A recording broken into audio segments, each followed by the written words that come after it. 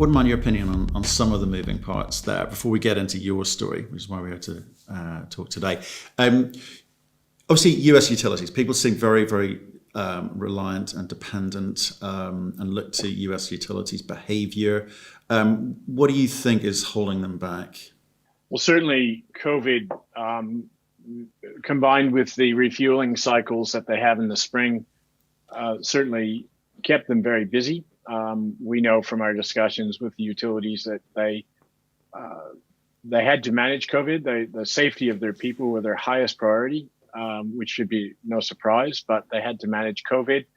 One of the things about the refueling cycle that happens each spring and each autumn in America, because that's the sort of shoulder of the seasons, if you like, in terms of electricity demand, is that there is a group of people who are specialists who travel from utility to utility carrying out a lot of the work. And because of COVID, that process was slowed down or delayed. Notwithstanding that, Exelon actually had a 14-day refuel, which I think was one of the fastest they'd ever done. But the rest of them, COVID did add a complication. And on top of that, of course, you had the other external issues that have been going on, the remnants of the Section 232, the Nuclear Fuel Working Group, the Russian suspension agreement, and finally the Iranian sanction waivers. So all of these things were causing uncertainty.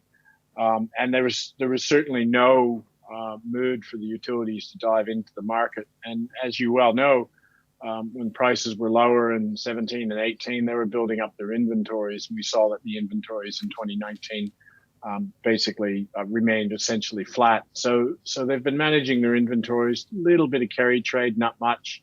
One of the major utilities closed off an RFP last week. There's in Trade Tech this week, they're talking about 3 more utilities coming out. So look, it was really interesting. We had one of the utilities was on a conference call we had here in Australia, and somebody pointed out to the fuel buyer, there's a shortage of uranium this year. We're mining far less than we're burning.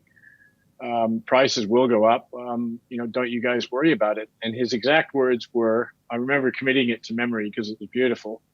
We worry about tomorrow's problems when we get to tomorrow. And that's really quite telling, because that tells you how the utilities think. They don't think like commodity buyers. They think like people who are buying something for a process. So they're just buying stock for their process. And so they don't, when you do the maths, and we've talked about this before, the difference between $35 a pound and $55 a pound is 0.125 cents a kilowatt hour. That's the difference. So they're not going to spend money to put uranium on the dock and have it just sit there when they could be using the money for other things. A lot of competing interests for the chief nuclear officer in terms of, maintenance. They want to buy at the lowest price possible, of course. But the decision they now have to make is, do they want to be the first guys in at 50 or the last guys in at 70? And really, that's what it's going to come down to. You had Brandon on a couple of weeks ago, and he was talking about how the utilities buy in a spectrum of prices. There is this imaginary price. There's no price. There's no benchmark. This is a spectrum of prices. And so, for people like us, we want to jump into that spectrum. And that's why we spend so much time with the utilities to make sure that when they ask us to jump, we're there jumping. It's kind of interesting. You mentioned Exelon there, 14-day refueling period. Great. But they've also announced planned closure of 2 nuclear reactors. So maybe a bit of saber rattling, maybe. But they've got options. They've got cheap natural gas.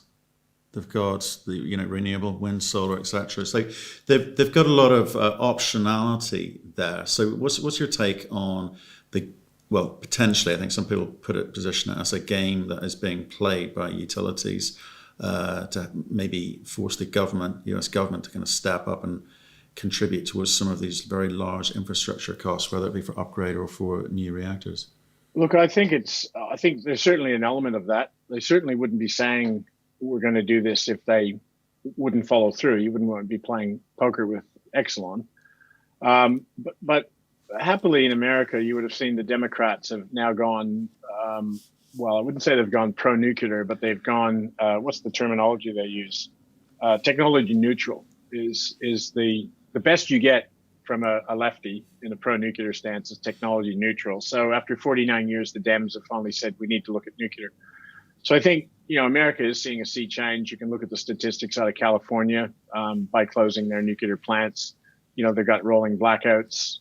They were held up as the poster boy for renewables, and that's clearly not working. They're sort of suffering the same problem as Germany, high energy costs and unreliable power sources. So, look, my view is yes, they are threatening to close some plants down. They are facing asymmetric government subsidies because when the wind's blowing, the government takes the electricity from the windmills, and that is a form of subsidy. So what they're asking for is a level playing field, and on a level playing field, nuclear does compete. It is competitive. So, I don't know what's going to happen, but I would hope that those plants stay open. If they do close, there's still a market there. It's not a huge hit. We're seeing growth in other parts of the world, predominantly China, the Middle East. So there is net growth. The uranium has to go somewhere. Our preferred market is the US. We've said that. But with KPMG coming on board, we're looking at other options. We're looking at perhaps there's partnerships with off-takers that we could explore. Certainly not in America. They just go for straight uranium sales. But that's certainly something we'll look at. And certainly KPMG has got a very wide mandate.